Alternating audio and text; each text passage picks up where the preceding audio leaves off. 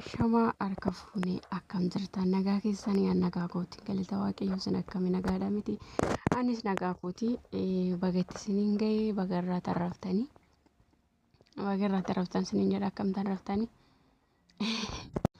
akkami lukkuurra tarraftanii nyaataaf dhugaatirraa akkam tarraftanii siniin jedha inni haara maal qabattee dhuftee walaan jirtanii akkuma argitanii maakii fi ibsishaa jechuudha harargee aadaa harargeeti baay'ee tokko namatti tola dhugaa rabbii jechuudha viidiyoo laalee hin quufnedha jechuudha sagaleetti sini galchuu immoo sirbatu jala jira sirbaa jiru jechuudha aadaa isaanii anna baay'ee namatti tolu dhugaa dubbachuudha fi akkuma beekamu ibsaa fi maakii baay'eetu jaalata jechuudha intollee baay'een jaaladha dhugaa dubbachuudha fi Inna akkasitti dhufanii kinooti aadaa harargeeti kuni baay'ee namatti tolu dhugaa rabbii baay'ee namatti tola aadaa harargeeni maalite aadaan harargee baay'ee dis nama jedha dhugaa dubbachuudhaaf innaa kinoo akkasitti dhufanii ilaalaniif kan namatti tola dhugaa waaqa jechuudha inna baay'ee tokkoon gammade dhugaa dubbachuudhaaf baay'ee ilaalee jechuudha viidiyoo sirriitti ilaalee dhugaa dubbachuudhaaf tolkatitti godhee ilaaleedha akkasitti kan namatti tolu dhugaa waaqa inna sin akkami nagaadha mitiiree akkamiree faasikaa akkamiin dabarsitan innante warroonni akka kooma nama daamee jirtan akkam gootan akkamiin dabarsitan isiniin jedha kinammoo asitti ka ibsaa fi maakiitu jechuudha shubbisaa jiru gaagina jechuudha maakiin gabaabduudha maarree haa taatu dhugaa waaqa dheeratu malee barree gabaabduu maalidha isaan gabaabduu illee jedhamtu jechuudha inna warroomti gabaabduu jettanii odeessaa turtan jechuudha inna waan hundaa kan namaaf kennu waaqayyoodha jechuudha abbaan ofii jaallatee waan tokko illee godhachuu hin danda'u jechuudha kan namaaf kennu waaqa jechuudha bareedina hundumaa kan namaaf kennu waaqayyoodha gabaabduudha haa taatu isaa taatee jirti jechuudha uskutaa jechuudha isinii wadawatamina akkuma oduu dhiisa jechuudha sirba qaba dhugaa rabbii sirba isaa dhaggeeffachuun ni dabbare sirbitti banamee jira jechuudha waalate adammoo irfooniin gurrarra qaba jaaladhu dhugaa dubbachuudhaaf sirba nagaraachila sirba jaaladhu dhugaa dubbachuudhaaf ta'anii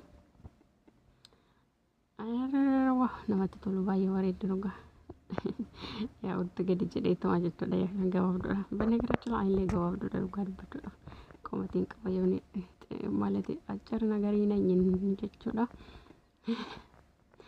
gabaabdu hinoo akkasitti gadi jedhee taasaa jirti jechuudha waliin taasaa jiru jechuudha maakiin mataa qabdi moo naante forjiruma bira kana mataa qabdi fakkaatti garuu forjiruma bira kana ta'inna lamani itti eerate itti gabaabdee maal taate akkas buutee jewaate mata girgirii dhiisaa dhugaa dubbachuudhaaf asitti immoo maal jedha beektanii kuni gowwaadha jechuudha inna laali asitti maal jechaa jira kinooti kuni mucayyoo tola argatanii jirtan suuraa ishee jechuudha daa'ima makiitii jedhanii amma baasee kennuudha Facebook irraa baasee inna kun immoo kakadhochaa jira jechuudha wallahi billahi jechaa jira jechuudha kakachaa jira jechuudha inna asli gaafadhu maal gaafadhu jechaa jira maalite mucayyoon tun amma argitan tun kan makiitii jechaa jira inna sababa inni kana jechuu danda'een fi makiini maaraginnati wandammoo isa dingilii jedhasan jechuudha inna isa qabdi jedhee ibsaan haasofnaani inni kun immoo lakkii daa'imaayyuu qabdi inni sun eessa dhufeedha jechuudha ani ko jechuudha maayini uummata gowwaa dhugaa waaqa dubbachuudha garuu jechuudha dhugaa waaqa dubbachuudhaaf ta'e taanan jechuudha garuu namni marti walitti qabee arrabsu mee ammaati mucaannana maayini jireenya namaa galuuni Egaa ani kun ajaa'iba dhugaa waaqayyo jechuudha. Uummatumti Oromoo kun tokko tokko jechuudha. Oromoo sejjamar bal'aadha jechuudha. Nama takka nama lama nama sadii asirratti yaatee nama walitti naqxuu miti kan intini jedhamu jechuudha. Jireenyuma mataa keessanii hojjetan maal qaba warroonni akkasii kun dhugaa rabbii dubbachuudhaaf. Mee makiinis haa qabaatu daa'ima kana. Haa qabaattus yaa dhiistus. Duraan yeroo ishiin gaa'ela kana godhatee mucaa kana walitti dhufi waa'ee ishii maa hin qoranne. Maaf hin qoranne jechuudha. Tila egaa isheen amma gaa'ela godhattee jireenya fataa jechaa jiraatte waa'ee namaa gadi baasanii gurguruun bakka hin taane fidanii jireenya namaa diiguun kun maalif barbaachise? Maayini nama jiraachuu hin danda'u bakka nama jiraa miti bakka namatti charcharamuu bakka jiraa miti waa'ee nama bichaa haasa'anii oolanii bulanii jireenya ofii jijjiirrachuu fooloo bakka maaluma asirraa argataniif jedhanii waan nama tokko haasa'aa maal qabu. Jammarri immoo ijoolleen kun baatuun isaaniitti hin baane wal fuudhuun miidiyaarra namni wal fuudha. Jammarri mucaan ikkoo samaana godhatee omaandatee waraqata ergatee samaana ergatee maaragaan biyya galee maatii isaa ilaalee kazzaan samaana godhatee bakka iddoo isaa duraatti deebi'ee kazzaan ishiin immoo waraqata hin qabdu jechuudha. Isa bira dhaquu hin dandeechu jechuudha. Kazzaan waan ishiin isa bira dhaquu hin dandeenyeef bira dhaqe. Anama akkanatti asirratti sin gubee sinan xaaxa'u kuni maal dhugaa waaqa dubbachuudhaaf baatuun isaanii irratti hin baane walaa fuudhan walaa jaalatan bakka kalaas cinqii keessan dura dhaaba dhugaa dubbachuudhaaf ta'e taana kan akkanatti gubeetu akkana ta'u kun maayini kun mucaan amma kinoo feesbuukaa maakii jala seenee daa'imni kunis dhugaa dubbachuudhaaf xiyyeettiin tun yookaan kaaffiraa ta'uu danda'a.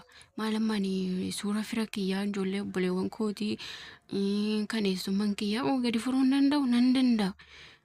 Ishiinis ammoo yookaan kanuma firaattaa kan futee posootee daa'imatti tana jechuudha. Amma immoo daa'ima qabdii jedhanii karattiin jedhan sammuun dura gabaabduudha. Maalidha akkas taate? Innaa gabaabduudha akkas taate maal taate? Kina mucaan kun maal jechaa jira? Maa rakkattee maraattee dhugaadha nama galcha maa rakkate maa inni akkate kan nama gubu kun qinaati maaliiti manfasee akkasi maa rakkate yoo qabaatte kinoo kan ilaa waan fakkaatu akkasumattuu maa rakkate qinaatiin akkasi maari tiku tokko jechuudha akkatti na aarsu warumta akkana ta'uu miidiyaarra gaafa namni tokko jireenya isaa bakka wanti ni jira maa maraata.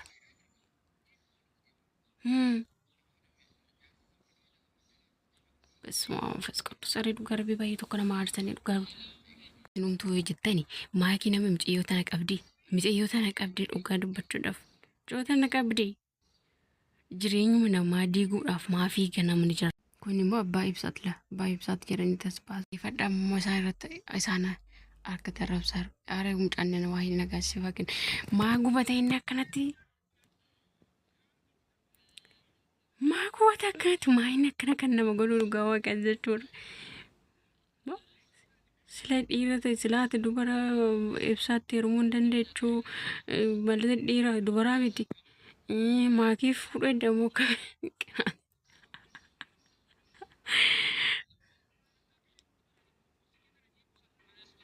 Bsm fasqatu ibsaa arrabsaa jira dhugaa rabbii.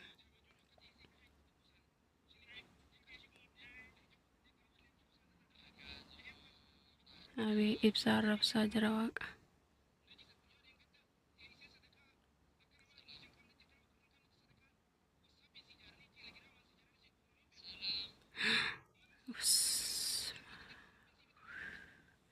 Ibsaa arrabsaa jira dhugaa rabbii. Dhugaa waaqa arrabsaa jechuudha. Xaarii hoy.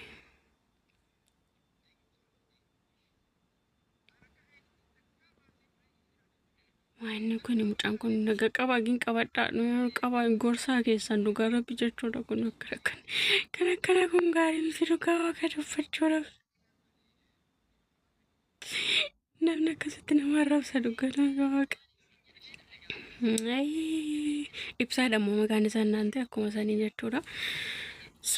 Innaa ani kan jechuu barbaade gaafa nam tokko dogongore keessan osoo wal gorsanii jedhee yaadaani. Inna viidiyoon kiyyarraa kana fakkaata. Wal arrabsuun akkas wal jechuun gaariin qabu jechuudha. Wallaala ofii osoo keessan gorfatanii akkasitti afaan tokko osoma dubbatanii akkatti wal arrabsuun kuni dhugaa rabbi baay'ee nama dabbara jechuudha. Baay'ee ni dabbara ani gara kooti.